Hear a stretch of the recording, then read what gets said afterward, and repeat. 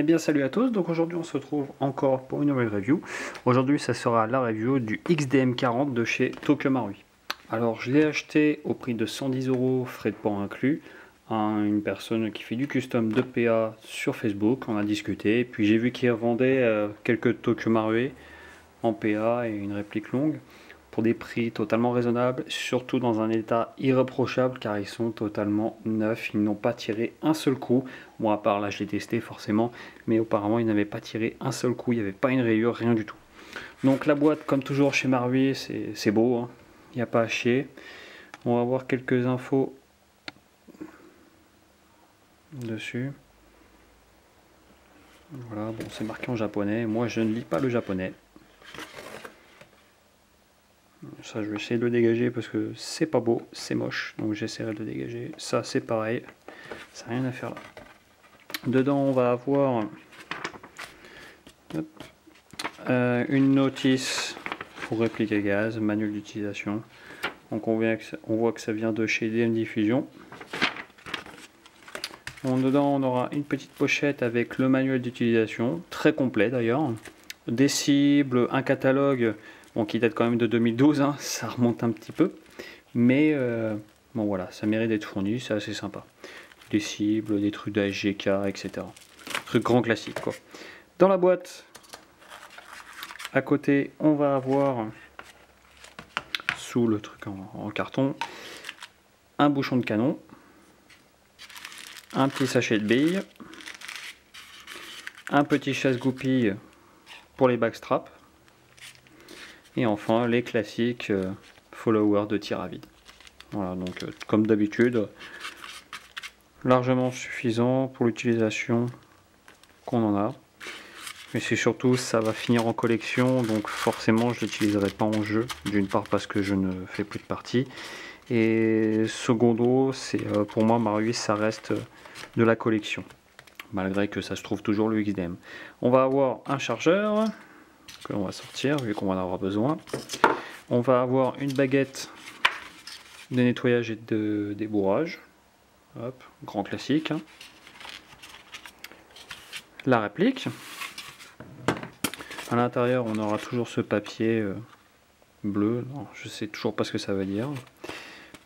XDM40. Deux backstraps, donc on va en avoir un S et on va en avoir un L. De base, il y en a, c'est le M. Donc voilà un petit peu ce qu'il y a dans la boîte. Alors, la réplique, la petite réplique. Donc ça fait vachement penser à du Glock, hein, à première vue, avec des contrôles un petit peu plus modernes, on va dire, encore un peu plus poussés, modernes. Donc c'est une réplique bien sûr qu'il y a un chez Marui, donc full ABS, donc c'est obligatoire, hein. Alors qu'est-ce qu'on peut dire dessus? Alors déjà on peut voir le design plutôt sympa, moi j'aime bien, c'est assez spécial, hein, ça change, hein. Moi j'aime bien en ce moment, je suis un peu dans le délire, beaucoup de mélanges un petit peu nouveau quoi, on va dire entre guillemets. Donc on voit déjà qu'il y a deux tons au niveau de la peinture, ça nous fait rappeler un petit peu l'acier, hein, que les firmes, les vraies armes ont. En marquage, on va avoir ici XDM en 40, donc c'est du 40 Smith & Wesson, c'est déjà pas mal en calibre. Là on va avoir un 4.5, 4.5 correspond en fait à la longueur du canon, tout simplement. En marquage, nous aurons ici Made in Japan Tokyo Marui COETD ASGK, c'est relativement discret, hein. Ici XDM, de ce côté on n'aura rien. Ici nous allons avoir un numéro de série, donc qui sur le vrai est ici. Match 40 Smith & Wesson, le même numéro de série, XDM. En dessous on va avoir sur la plaquette de sécurité, un peu comme sur les Glock, on va avoir ce faux numéro de série. On va essayer de faire une mise au point. Voilà. Là, vous voyez MG 81 92 4. Là on aura pareil. 44. Hop. De toute façon, je vais vous faire voir un petit peu comment ça fonctionne. Sur le chargeur, donc on y est, on va faire le chargeur également. On va avoir Les marquages sont 14, 15, 16 cartouches. Rien sur les côtés. En dessous, Tokyo Marui, Made in Japan. Donc Japan, 40 Smith & Wesson, 16 rounds. Donc voilà un petit peu pour le marquage, pour tout ce qui est marquage. Voilà, on en a plus. Alors c'est une réplique qui fonctionne en simple action. On est obligé d'armer pour pouvoir tirer.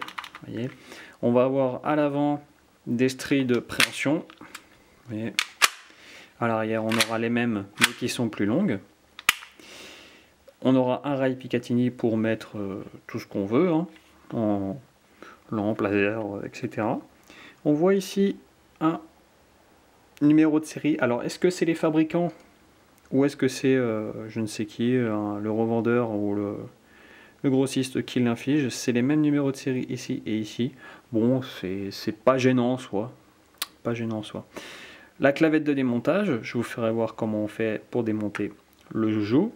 L'arrêtoire culasse qui n'est pas ambidextre mais qui accroche très bien. Pas de problème. Avec le chargeur. Vous voyez. Pas de problème non plus. La détente ressemble, comme je vous ai dit, à beaucoup à un Glock. Vous voyez, là on ne peut pas appuyer. Là, on peut appuyer sur la détente. Donc ouais, c'est instinctif, hein, c'est vachement instinctif pour une réplique, un peu comme sur les Glock. Le bouton d'extraction de chargeur, enfin de verrouillage, est ambidextre lui, néanmoins. Hop, et donc ça c'est plutôt pas mal. Bon, malgré que le reste soit uniquement pour droitier, bon, c'est le mérite d'être là, on va dire. Ensuite, je vous ai dit, on peut power stroker la réplique. Ça c'est très pratique, surtout en partie. Bon, comme je vous ai dit, ça finit en collection. On va avoir une sécurité un peu comme sur les 1911, donc en fait on aura double sûreté. Je sais pas si c'est un peu trop, parce que bon, on peut quand même appuyer sur la détente, mais vous voyez, aucun coup ne part. Alors je sais pas trop comment ça fonctionne, hein, mais vous voyez. Donc voilà. Alors je sais pas si c'est trop, c'est pas gênant en première vue quand on empoigne la réplique, mais je trouve que c'est un peu trop.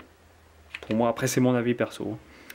À l'arrière, on va avoir plusieurs choses intéressantes. Donc les visées qui sont de 2 points blancs à l'arrière, 1 point blanc à l'avant, non réglables. Ils sont très bien de base, hein, je les ai testés, ils sont pas mal du tout. On va avoir l'indicateur de charge. Vu que sur le vrai c'est un striker, vous voyez, hop, si on passe le doigt direct, on sait quand la réplique ou l'arme réelle est armée. Hop, et dès qu'on tire, ça s'efface. Je vous ferai voir comment ça marche. Ici, on aura, bon, normalement c'est l'éjecteur. Ici, on va avoir rien, pas d'extracteur, enfin pas d'extracteur visible, bah, comme sur le vrai, vous me direz. Donc c'est pas trop mal en soi. De l'autre côté, en haut, on va avoir un indicateur de chambre pleine ou chambre vide. Vous voyez ici. Bon, il est non fonctionnel sur le Marui, mais il a le mérite d'être là, d'être représentatif. Hein. Donc voilà, très très bien d'ailleurs. Hein. Vous voyez. Pour en revenir dessus, vous voyez, il faut vraiment que j'appuie. Tac. Donc c'est pas plus mal. Le backstrap se change via cette petite goupille. Vous la chassez, vous enlevez le backstrap, vous mettez un nouveau, vous remettez la goupille. Rien de plus simple. Hein. Pourquoi faire compliqué quand la simplicité fonctionne? La réplique peut se mettre en sécurité si vous armez au préalable celle-ci. Vous voyez, je ne peux pas tirer. Là, je peux. Est-ce que... Ah non, je peux aussi mettre la sécurité si la réplique n'est pas armée. Bon, ça sert un peu trop à rien, mais pourquoi pas?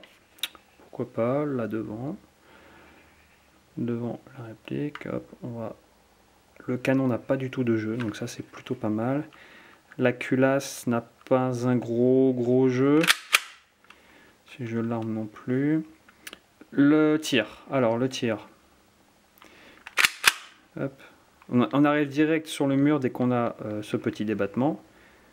On appuie, tac, et le coup part. Ça me fait penser un peu à leur Glock à eux. C'est pas désagréable.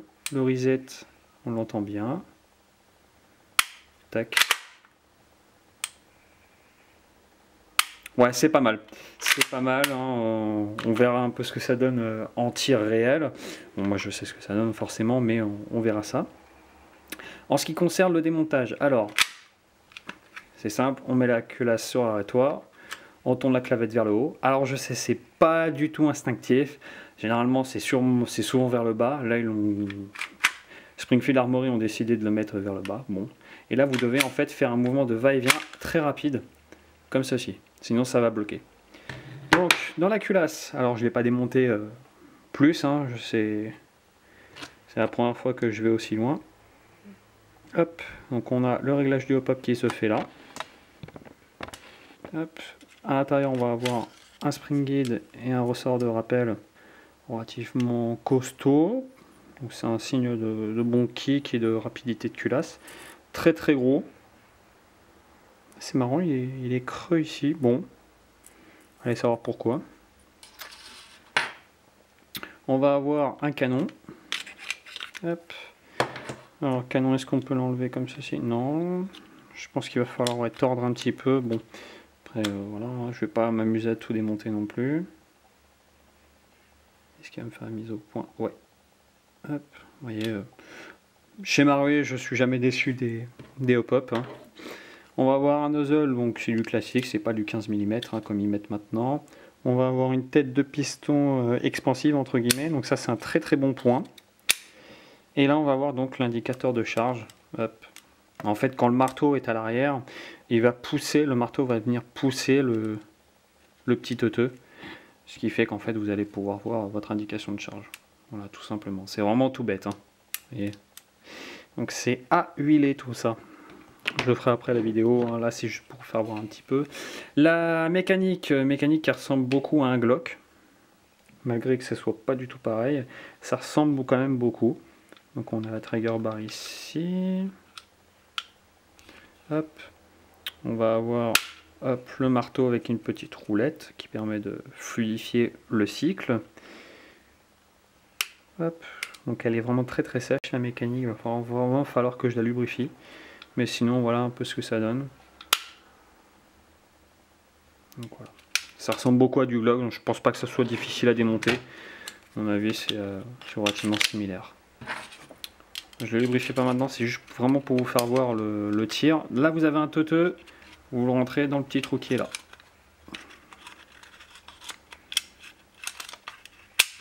Hop. Ok. J'en profite également pour vous donner quelques petites infos de la part de Tokyo Marui, hein, de ce qu'ils vont nous sortir prochainement. Alors, les répliques style Glock 19 vont sortir en théorie en octobre. Glock 19 Tokyo Marui en octobre, donc il sera bien sûr sur la chaîne, vous en faites pas, je l'achèterai. Parce que c'est une réplique que j'attends vraiment beaucoup. Le V10 n'est pas prévu encore, donc à voir quoi. Et donc voilà, allez, je vais faire un petit test de tir à vide pour vous faire voir un petit peu le kick qu'il a au 110 ATM.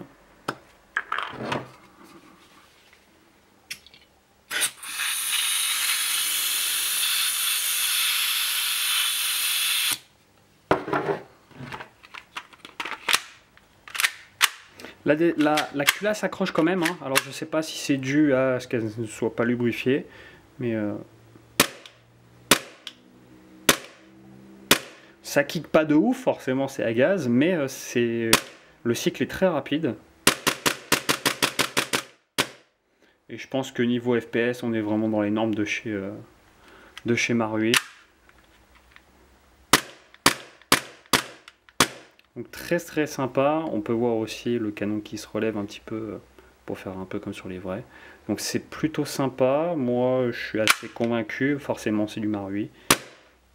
Donc voilà un petit peu mon ressenti sur le XDM. Eh bien moi je remercie à tous d'avoir vu cette petite vidéo et je vous dis à bientôt. Allez, ciao!